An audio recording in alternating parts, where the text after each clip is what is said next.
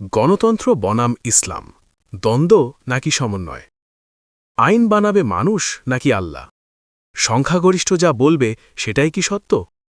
গণতন্ত্র আর ইসলাম এরা কি একে অপরের বিপরীত নাকি মিল আছে কোথাও? আজ আমরা কথা বলবো গণতন্ত্র বনাম ইসলাম নিয়ে। প্রথমে বুঝি গণতন্ত্র কি। গণতন্ত্র এমন একটি শাসন ব্যবস্থা যেখানে জনগণই সর্বোচ্চ ক্ষমতার উৎস। আইন তৈরি হয় জনগণের ভোটের মাধ্যমে নির্বাচিত প্রতিনিধিদের দ্বারা। অর্থাৎ মানুষ আইন বানায়, মানুষ শাসন করে। অন্যদিকে ইসলাম একটি পূর্ণাঙ্গ জীবন ব্যবস্থা। ইসলামের সর্বোচ্চ সার্বভৌমত্ব একমাত্র আল্লাহর। পবিত্র কোরআনে আল্লাহ বলেন, হুকুম দেওয়ার একমাত্র অধিকার আল্লাহর। সূরা ইউসুফ 12:40।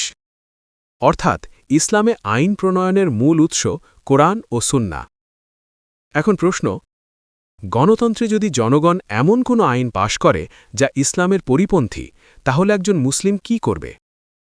ইসলামের দৃষ্টিতে যে আইন আল্লাহর বিধানের বিরুদ্ধে যায় তা গ্রহণযোগ্য নয়। কারণ মুসলিমের প্রথম আনুগত্য আল্লাহ ও তার রাসূলের প্রতি। তবে এখানে একটা গুরুত্বপূর্ণ বিষয় আছে।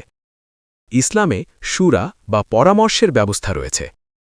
রাসূল সাল্লাল্লাহু আলাইহি ওয়াসাল্লাম সাহাবীদের সাথে গুরুত্বপূর্ণ বিষয়ে পরামর্শ করতেন। কোরআনে এসেছে, তাদের কাজ পারস্পরিক পরামর্শের ভিত্তিতে। সূরা আশ-শুরা 42-38। এখানে আমরা দেখতে পাই গণতন্ত্র ও ইসলামের মধ্যে একটি মিল হল পরামর্শ ও অংশগ্রহণ। কিন্তু পার্থক্য হল গণতন্ত্রের চূড়ান্ত সিদ্ধান্ত জনগণের আর ইসলামে চূড়ান্ত সিদ্ধান্ত আল্লাহর বিধানের আলোকে।